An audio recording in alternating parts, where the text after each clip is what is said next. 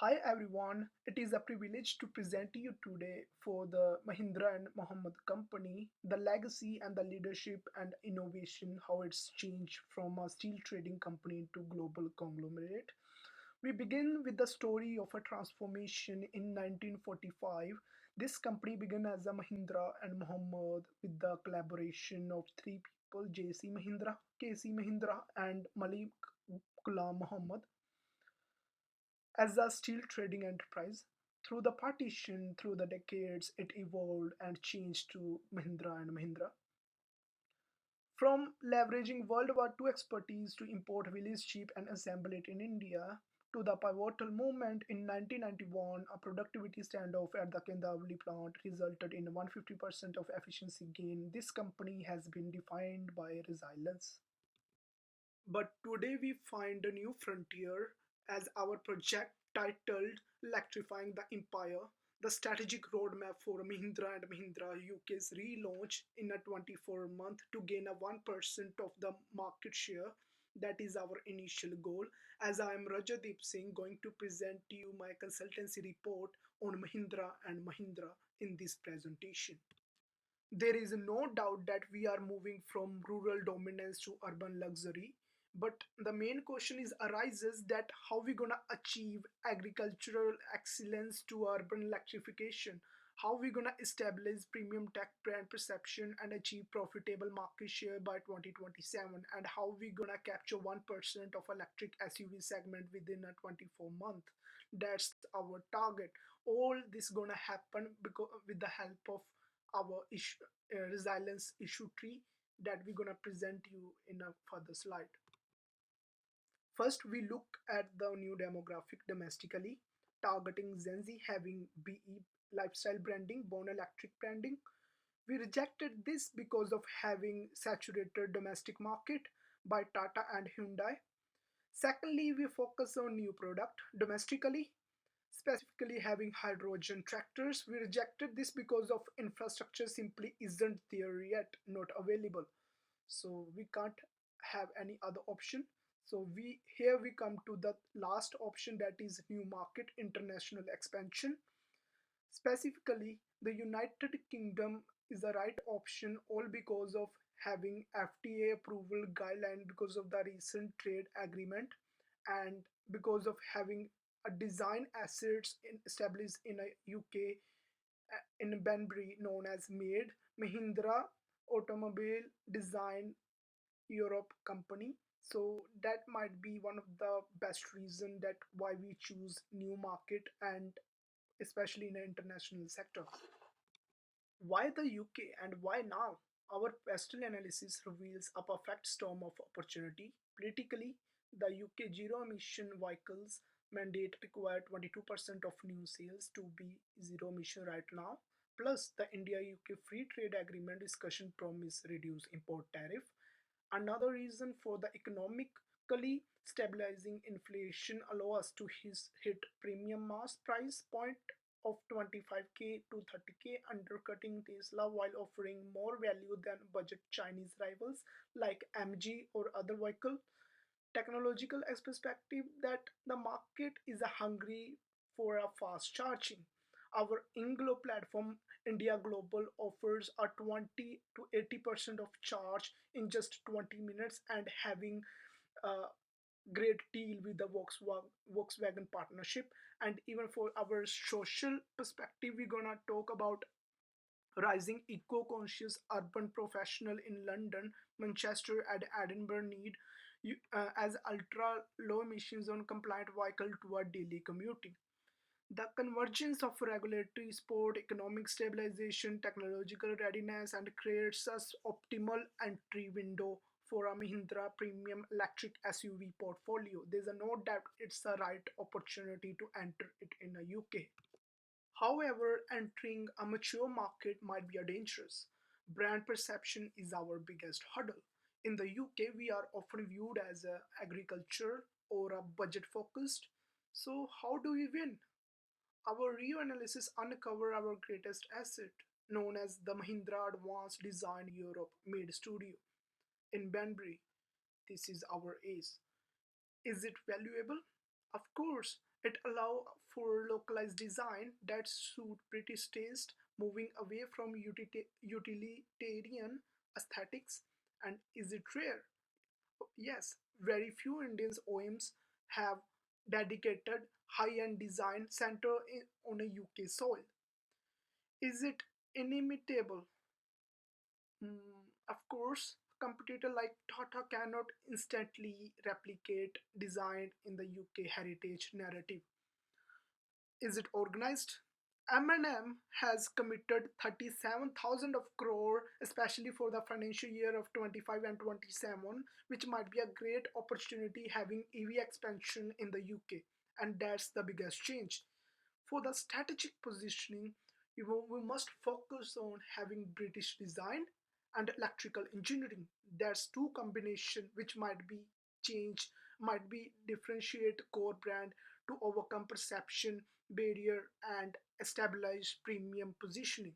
That's our motto, how we gonna achieve our strategy with the help of Made Studio.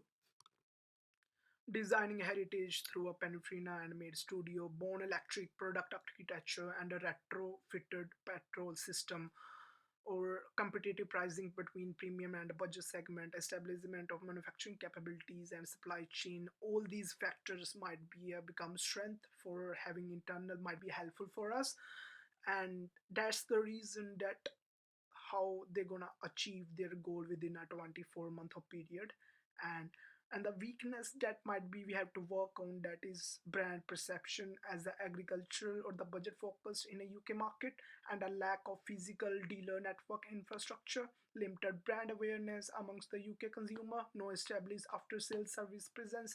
These all factors might be a biggest weaknesses affect the opportunities and might be strength. And but still we have to focus on having how we're gonna favor these uh, external factors. And on the other hand, the opportunity that we might be get, that is UK EV market, and by the growth of reaching 25% of market share, gap to affordable yet stylish SUV between 25k to 30k range, government incentives and ZEV mandate creating a demand might be one of the reason. And the most important opportunity that we will get, that is India UK free trade agreement negotiation favoring reduced tariff, and because of what the pricing range might be decreased. And for the threat that we are getting as Maruti Suzuki become first mover might be have the biggest advantage for their Evitara, and the Chinese rivals like BYD or the MG with the aggressive price range might be a biggest competitor. So we have to make sure how we gonna fight with our competitors. And establishment of the premium brand, expanding EV market, and all these are the potential delay in FTA negotiation. All these are the thread that we have to work on so that it might be become favorable for us. And our strategy is a diversification through a market development. As our vehicle, we launch PE6E and XEV9E electric SUVs. Especially, we're going to establish it in a 18 to 24 months. And our positioning, that SUV designed in a Banbury and built for the world. And the our audience or um, the people might be the practical tech adapters, especially urban families live in London or Manchester wanting EV technology without the Tesla price tags. And the the strategy avoid direct competition. And here we come to the conclusion that the strategy that avoid direct competition in a saturated domestic segment and leverage our existing EV capabilities. We are not selling a cheap car, we are selling a smart British designed choice that might be beneficiary for the people, or the might be beneficiary for the audience, to having British design with the Indian engineering. That might be a perfect combination for them. So here are our roadmap from the foundation to phase two setup, then pre-launch, then end product at the launch. So each one have the difference period of a 6 month. So our initial 6 month are the period of homologation and the UK safety testing and having regulation. And with the same time, we are focused on having PR campaign, Spotlight, Banbury, and Made Studio, or the campaign thing we're gonna happen doing with the regulation and safety testing. Build a local credibility through a British design heritage. That's our narrative. So that's our target that we're gonna achieve in our first period.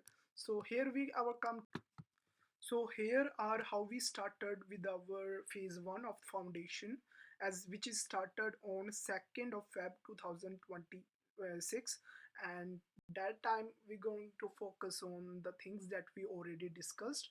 Our next phase is on that is setup month 7 to 12, and that we're going to establish that in a Monday 31st, and that how we're gonna achieve it. And this is a crucial, and we will avoid high real estate capex. Instead of, we will negotiate with the established UK dealers group like Arnold Clark. We establish our battery logistic and part supply chain, and now to ensure reliability later all the management we're gonna do it between phase 2. And for the phase 3 we are focused on pre-launch, and month 13 to 18 we have to focus on how we're gonna achieve our pre-orders from London and Manchester's. So for our phase 3, that is Monday 29 2027. So we in a March we're gonna we open our pre-order for London and Manchester. We get the car into the hand of Top Gears and the auto cars. We need those early review and the validate our qualities. So main focus is toward check of quality testing and validation. So here we come to our the last part.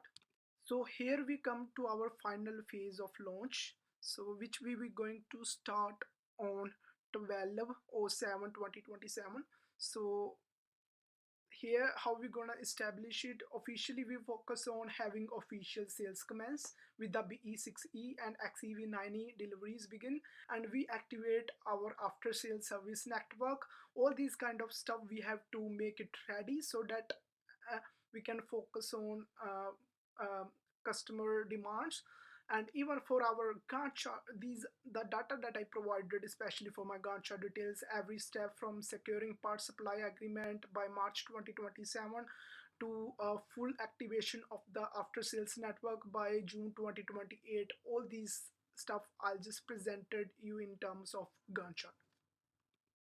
There is no doubt that how I acted as a consultant for M&M, how I evaluate global expansion, how I did the market research on FTA and growth data, all these for our action plan, feelings, evaluation, analysis, and come to conclusion where we conclude that I want to share a brief reflection on the consultancy process using GIB reflective cycles.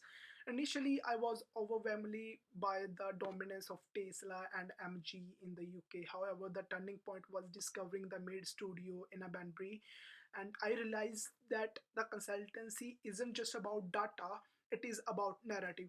Theory tell you this theory tell us the country of origin.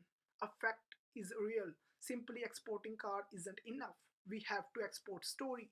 But by pivoting to design in the UK, we mitigate the bias against budget brand.